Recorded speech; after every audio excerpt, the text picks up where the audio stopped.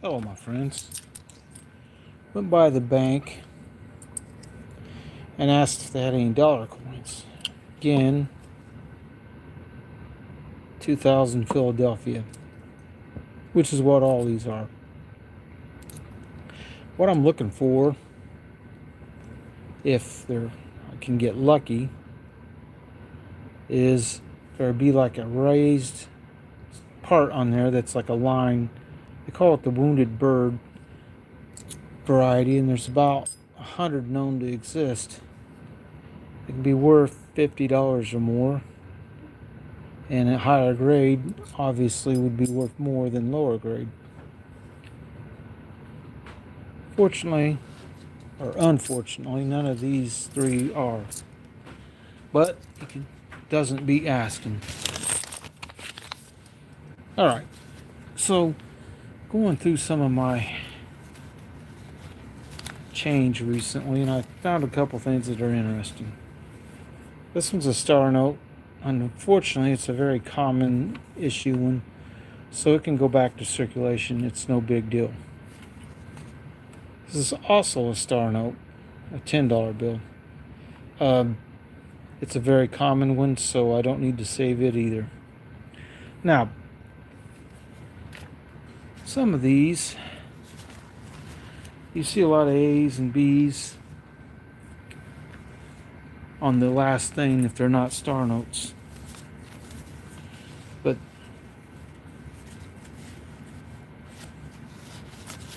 sometimes they go through the serial number a whole bunch of times. You might see one like this, a P here. It's the prefix number. Means they went through this several times, the full 8 numbers. And if you get one that's even later in the alphabet, like a Q, an S, or a V, that means they went through them several times. There's a couple letters they skip, but that's probably at least, I don't even know how many times they went through them, but that's quite a few. Now, back to today's buys. So I wasn't sure if I was going to buy anything today or not. I get to my coin dealer. First thing, he has these card mounts. The box is kind of torn up. They're quarter in nickel size, and I have some to put in them. So I asked him what he was charging, and he said $3. And then he corrected himself. So it's supposed to be $6, but since I said $3, you can have it for $3 if you want it. So I ended up buying these, and I can put some of these, if I've got anything interesting down here on the table that I get. Well, I could put this dime in there, a coin star, but I'd rather put it in a penny mount or a dime mount. But I found this in the coin star. This is 1954, and it's Philadelphia. This is 90% silver. It's worth a little more than $2 by melt. If I was going to try to sell it, $2 is probably about what I figure I can get. Well, coin dealer had this particular coin, $4.75, 835 silver, 1 franc, 1918. It's silver, and it has the solar design on the other side, which I quite like. They say, a lot of people say this was the inspiration to do the Walking Liberty. So we're going to go ahead and smash some staples. Can't emphasize it enough that these staples can be dangerous to other coins in your coin box if you're putting them in coin boxes. If you have a lot of coins, it's probably a good idea to put them in coin boxes.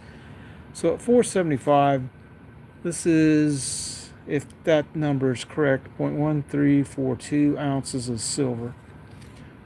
It takes several of them to make an ounce, about 7, somewhere around there, maybe 8. But by coin box, I mean one like this. This little collectible box. It's designed to hold these cards. We'll stick this one in here like that, and you just keep piling coins in it until it's full. Now, that'll take a little while if you're starting fresh and a collector, collecting coins. But if you've been collecting them for a while, then it may not take you long to fill a few boxes. Now, this particular coin is a sixpence, 1918. It's sterling. It's not seen very much wear and tear. A little, but there's a lot of detail left on this. Hello. I don't think I can pronounce your name. Alright, 0.0895 of an ounce of silver, so it would take about 11 of these to make an ounce, give or take. Again, we'll flatten these staples. It's just a real good idea to flatten staples. Hello, Christopher. So here we have a pretty decent condition wise with details, a few scrapes in it, but given the age and that this is right after World War I was underway, getting ready to end, and then they went into the Spanish flu, then into the Depression, so this stuff wasn't being held back by anybody. But apparently this one was, because it's not really worn very much.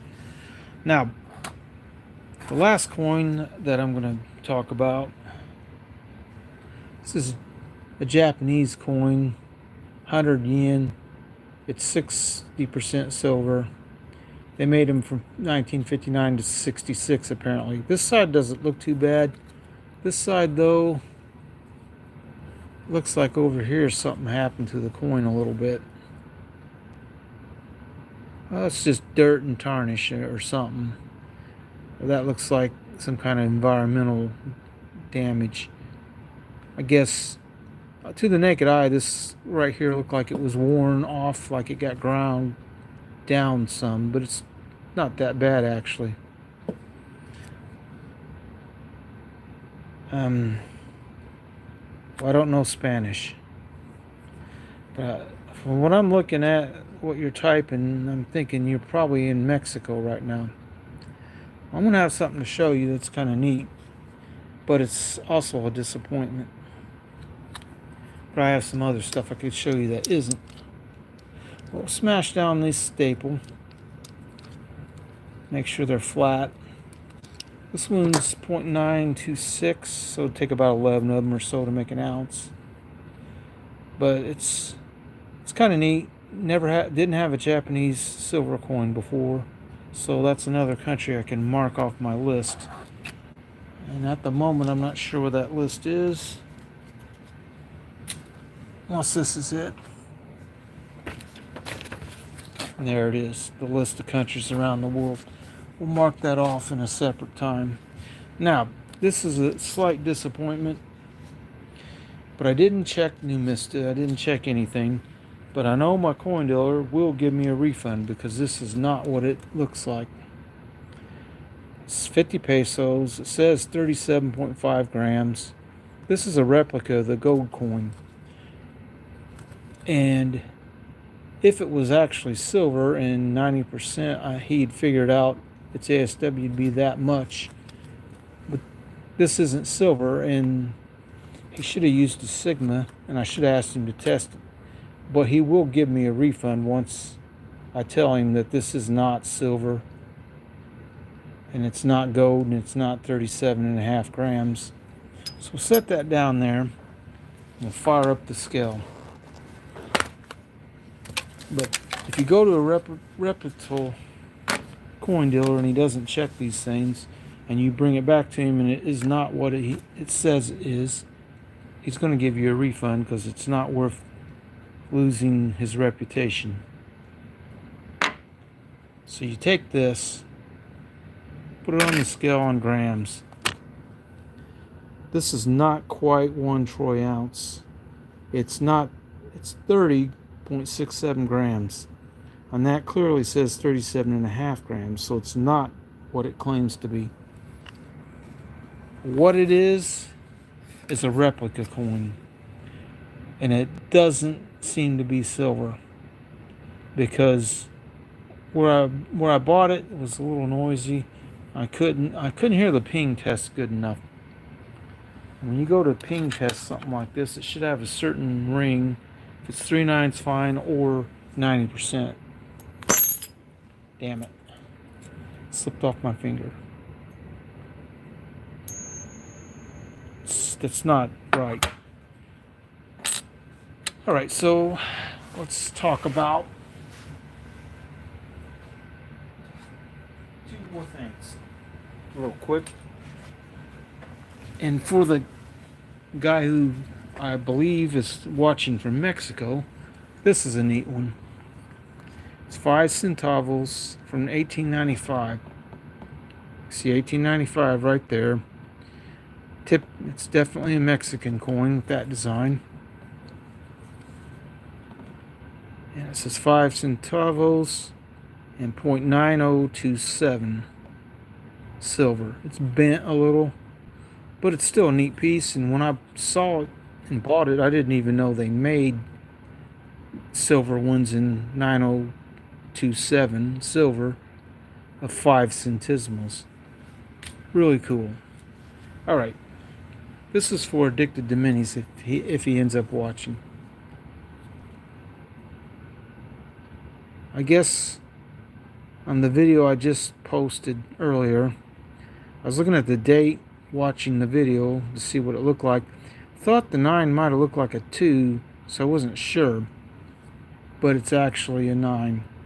Now, thing he wanted to see was the back. He wanted to see the lettering. There's the M, 2 Real, FM. So it's Spanish colonies, Mexico coin. And with the M on it, I believe it means Mexico City. But it is kind of worn over there, and I don't think I got a real good angle on the loop to see it.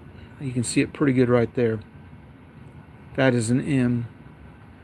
It's a neat looking coin. It's a pillar design, and they call it that because it had that on that side and that on that side with this crown and coat of arms, maybe. Neat piece. Actually, this is actually 0.1965. Someone wrote the wrong ASW. And I know it's the wrong because as soon as I compared it to the size of a quarter, it's bigger coin, and a quarter, silver one anyway, is a higher ASW than that. It's 0.1818 if I remember correctly. So this is a coin at $7 I'm gonna buy every time I see it if I get a chance, because it's kind of old, being 1789. Quite a bit of history to it. Was used quite a bit. Someone wrote $20 on there, and I have a hard time telling what that one is. Maybe 30. I really don't know what they wrote, but he marked both their prices off and put 7 because he probably bought a large collection of stuff, and in his mind, I could put 20 on this, but this might sit in my collection, coin boxes for a long time before anybody wants to pay $20 for it. It'd have to be a very specific collector of Mexican coins who wants a 2 Real coin from that year for like completing a decade set or whatever, or a type set. So this isn't a coin that you would buy at $20. I don't think too many people would pay that much for it. So this thing, we'll be going back to the coin dealer, and I'm going to be telling him this isn't 37.5 grams, and I don't believe it's silver because it's a replica of the 50 pesos gold coin, and it's not gold. But even if it was a gold one, it would have to be 37.5 grams, and it's not. So, going forward, let's see.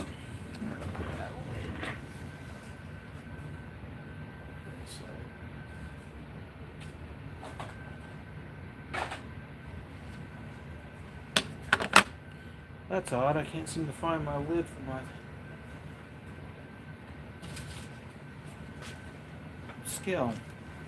It's around here somewhere. I just had it. Okay. Let's talk about this real quick. And by the way, a couple people just liked my video. If you like this kind of content where people show you stuff they bought, silver coins that are old like this, you find the history of this kind of stuff interesting, and you like my video, the way I present the coin and show you, please add a like. If you like my videos, please subscribe. Alright, this is a bag of silver coins I bought from my dealer recently. Different guy. This guy specializes in, oh, there's my lid. There's the lid to the scale. It says punks not dead. It's kind of neat.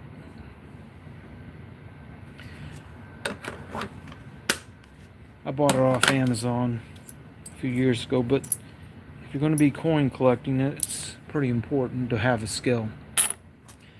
And what would be even nicer would be having a Sigma, which I don't have one. Because with a Sigma, you can take something like this and test it and make sure it's 5 ounces. I bought this from the same guy I bought these things from. He Sigma tests everything he buys if he's not sure, or even if he is sure, he wants to make sure he doesn't buy fake stuff. 64 with a hole drilled in it. It does look like it's been worn on some kind of chain because it's starting to wear into the rim slightly. It's a Denver one. By the way, for JFK ones, that's the only year that has the mint mark on the back. It's the Denver from 64. The other ones that came in the 60s later, the mint mark is on the front. Let's see if I can get this ping without falling off my finger. It rang pretty good, but that hole might have been affecting it slightly because it's so close to cracking the rim. We'll see if this barber rings a little better. That's pretty similar. 1906, but that's quite worn. So I bought all this stuff, those 2 $half, and these 5 quarters. They're all barber half or quarters. Bought all of them. Got all this weighted up on the scale, all the coins together. At the time of buying it, I think this stuff was $1.04 per gram. That's what I paid for by gram on this. Now, the other coin I got with them is kind of neat. One of my favorite designs. I'll show you.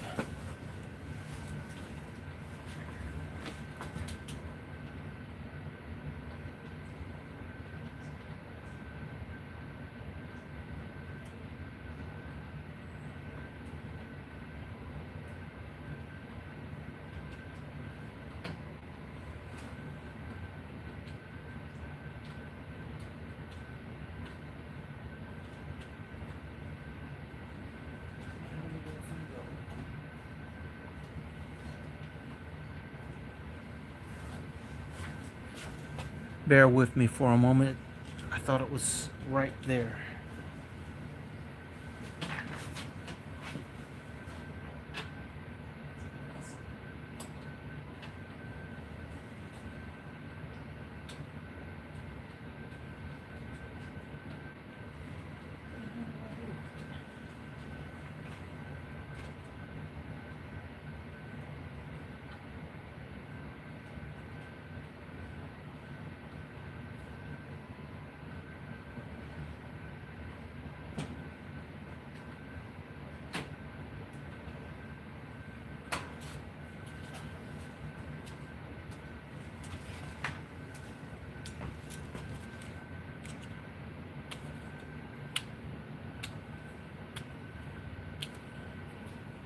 Well, I'm not going to be able to show you that coin because I can't find it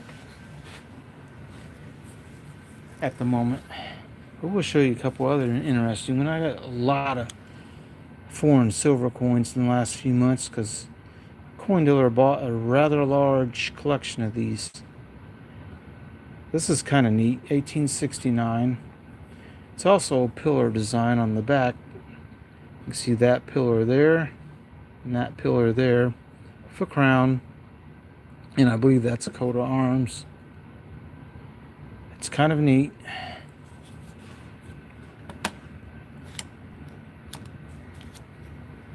These two Mexican coins are pretty neat. 1874 and 1884. And this is the scale, the cap design.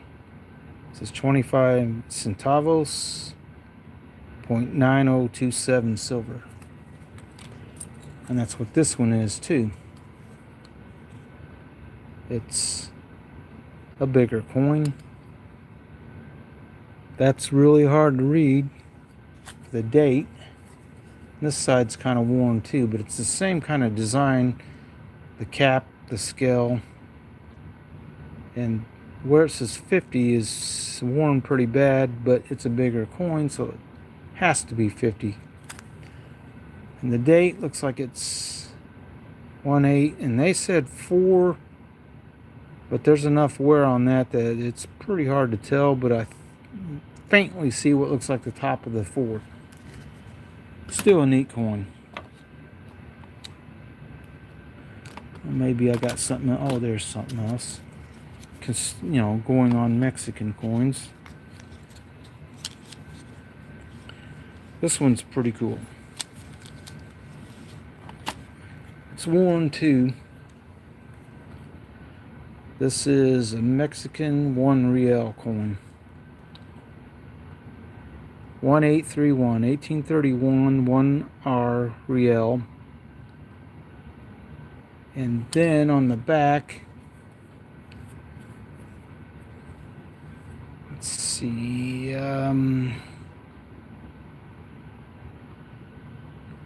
boy, that's worn quite a bit. But the key stuff on this is the fact that it says 1831 right there, 1 real. Look up the coin, you see that it is 90. They wrote 3. It's really 9027, but it's a neat little coin from history, and won't be too much longer to be 200-year-old coin. But I want to find that coin, so I'm gonna go look one more time real quick before I give up.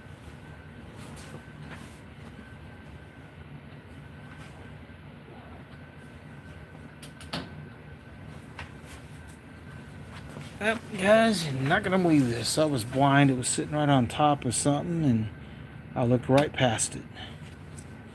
Now this is a neat coin. It's worn, obviously.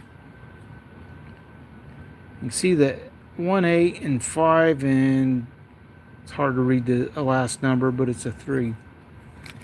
It's a 1-year design, and I know that because this has the rays coming on the back of this. Those rays they only had on this 1 year. This is Philadelphia because the O would have been right in this area. So if it's Orleans, you'd been able to see it. So this one cost a little bit more than melt, but it wasn't too bad. It's being a 1-year design, but when I bought it, it was with all of these. So what ended up happening was he said he wanted a certain amount for this. This added up to a certain odd amount that wasn't down to the $5. And he ended up giving it to me for $2 less. So the price he wanted for this became $2 less than what he originally wanted because of that. Which is always neat and nice to get a little, bargain once in a while. So this goes back to my coin dealer, because unfortunately I should have looked it up online first before I bought it, because it's a replica and it's not actually, it's certainly not 37.5 grams, and that's the key point. I think once I tell him that, tell him it doesn't appear to be silver, throws it on his Sigma, then we'll know, and then he'll give me my money back. Then I don't know what he'll do with this, but he'll probably get rid of it by, like trash. But I mean, had it been actual silver and been 37.5 grams of 3/9 fine, or 90%, I think he based this on 90%. It would have been a good sized coin. Or maybe that would be for 3/9 fine. But either way, it's not 37.5 grams, so it's not what it says it is. So I'm pretty sure he'll instantly give me my money back. And he might want to test it on the Sigma just to see what it tests, if it tests anything. Now, I've been on for a while. I have 2 more cent rolls that I could do, looking for wheat cents or anything else I can find that might be interesting. Now, I've done a few of these over the last few weeks, and the most significant coin of the bunch that I found in them, and this came out of a bankroll, 1910 wheat cent. Second year they made them. It's worn enough to not make it really worth much, but it's still kind of neat to get that when you're looking for basically regular copper ones. And by that, I mean like what's in this cup. They're not wheat cents, but they're not zinc plated with copper. This is 96% copper in this.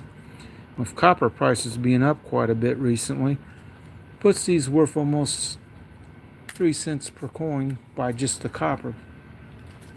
Now, in order to make any money, you'd have to have a lot of pennies going through your hands, a lot of time to sort all them out, and then find someone who is willing to pay you for the copper weight. Because legally you can't melt them, but that doesn't mean that a bag of these couldn't be sold for the copper weight, whatever the copper price is. Now, granted, it's a lot of work, so you're not really going to make any money.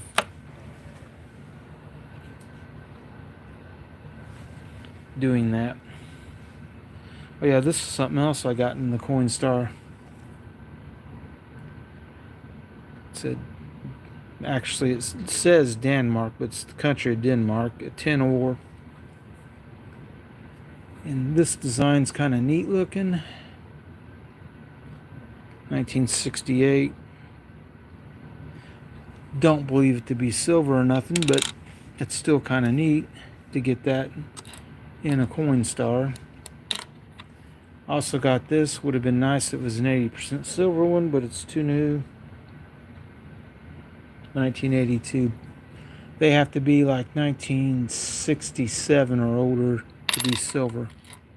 I think 1967 they made some 50% and 80% ones, or something like that. If it's 66 or older, that's 80% silver, and that's 0.3 ounces of silver at that point. It's worth quite a bit more than a Canadian 25-cent coin is. Anyway, I hope that everyone has a pretty good night. I fully intend to take this box and fill it with some dimes that I have 2, 3, 4 of, or whatever, and go back to my coin dealer and maybe make a trade, or just sell them outright. Because do you really need 5 or 6 of the same coin?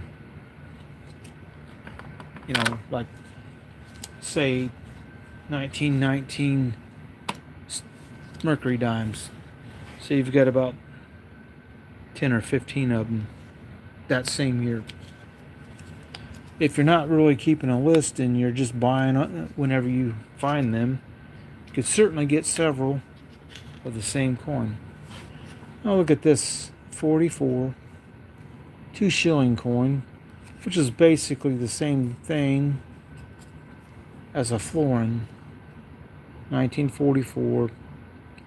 But this is Great Britain, so they put that as 2 shillings.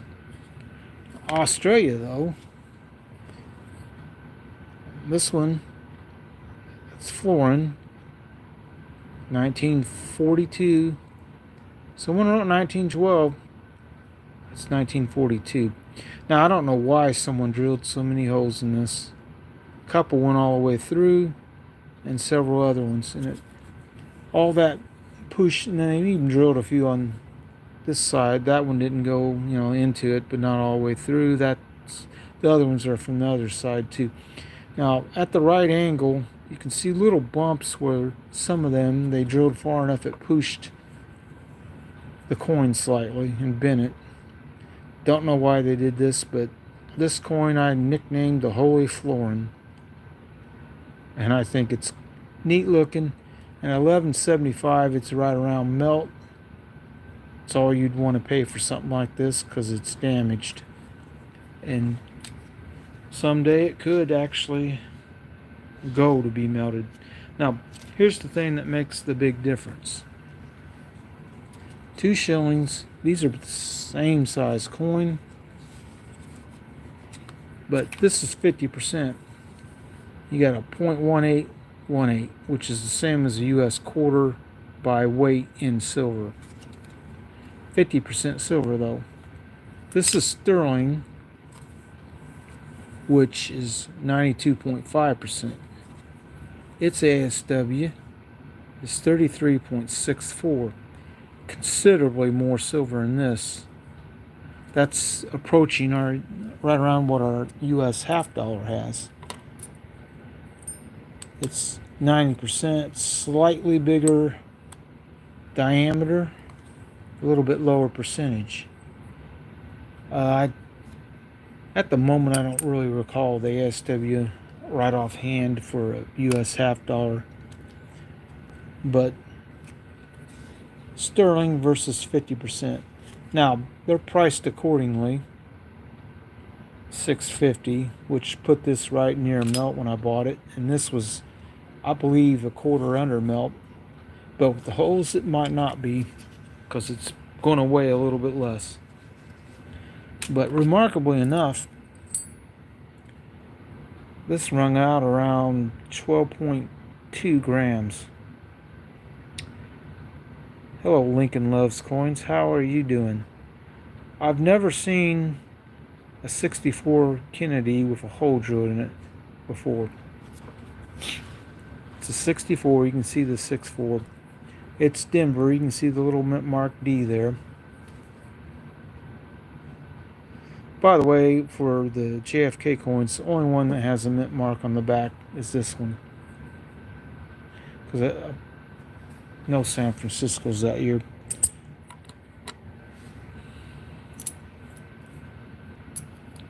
Yep. When it comes to the barber design, these half dollars or quarters and half dollars, they both have this on the back. The little eagle with a bunch of stars, and then some kind of twig with leaves, and that looks like arrows there. It's kind of a neat design in some ways, but a lot of people don't like them. 1919 50-cent coin. That should be sterling. I believe 1920 is when they changed from sterling to 80%. That's a pretty cool coin. But a lot of coin dealers around here, they don't give much of a premium for foreign coins. They just sell them at their weight, usually. Their weight as determined in silver, even if the coin is in decent shape, like this one is. It's a little wear. Might go for extra fine. The front looks like it's got more wear than the back does. But considering this is only 40% silver, make it a bullion or a billion coin. Not really worth much. $3. Someone wrote 5 marked out, and 8 was marked out, because that's what that looks like, 8, and that's definitely 5. Mark both of them out. $3, you might sell it quick, because the guy I bought all this stuff from has a saying. I've heard him say it many times. He says, when I see a price that's been marked down on a coin like that, a higher price, like, what's that say?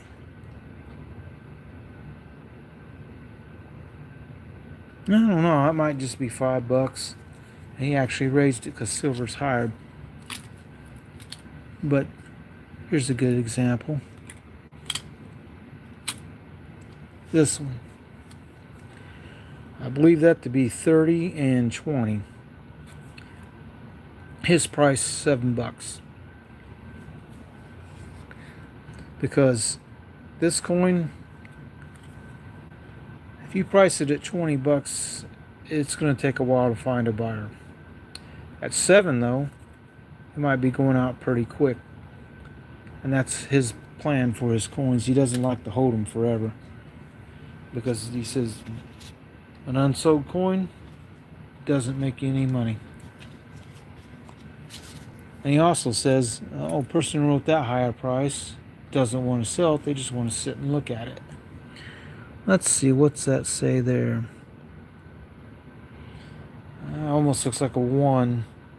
He's got $1.35 on this, which in my opinion you probably should have asked more, because they're pretty old and kind of cool, and I don't think very many survive to today. I could be wrong about that, but I probably would have been willing to pay $3 for it, but I didn't tell him that. So I want to leave you with a little advice. You have a cell phone, you have the options to, before you buy something, look it up. Had I really looked this up, I probably would have said, I don't think this is what they're claiming it to be, because this looks like the gold 50 peso one, and it's not gold, and it's not 37.5 grams, so it's a replica coin. So which kind of means it's a fake, and it's not worth anything. So I'm going to take it back, tell him it's not 37.5 grams, and have him Sigma test it. I mean, if it turns out to actually be silver, then it won't be as bad. Still though, since it's only 30 grams and change, it's overpriced. If it's only 90% and it's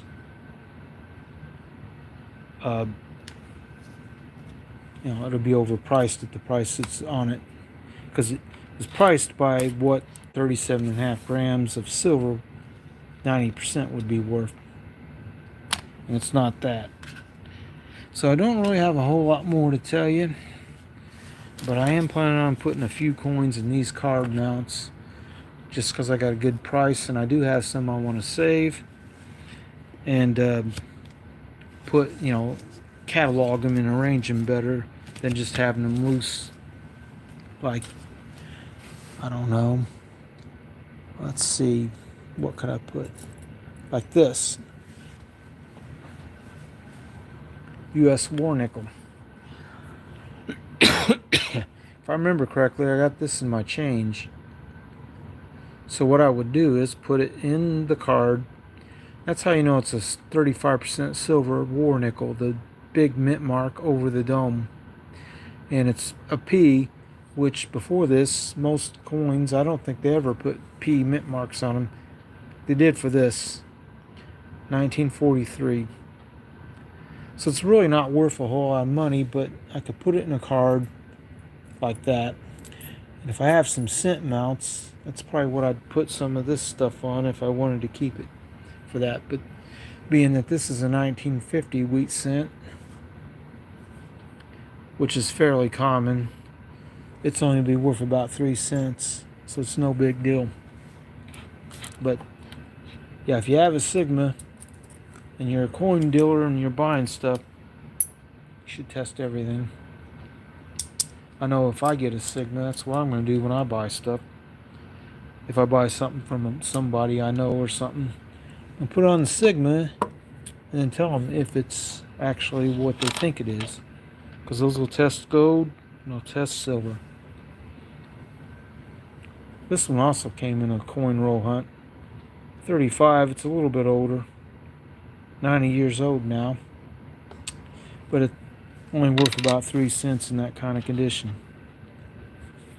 But look at your coin stars. Never know when you might find something. 1954 silver dime. That's pretty much all I got. I want to thank the people who come by to watch, the 4 people who liked. If anybody else wants to like the thing before I close this off, that would be nice. But if not, we'll see you next time, which will probably be next weekend, because it's really all I have. And we'll talk at you next time. Have a great night.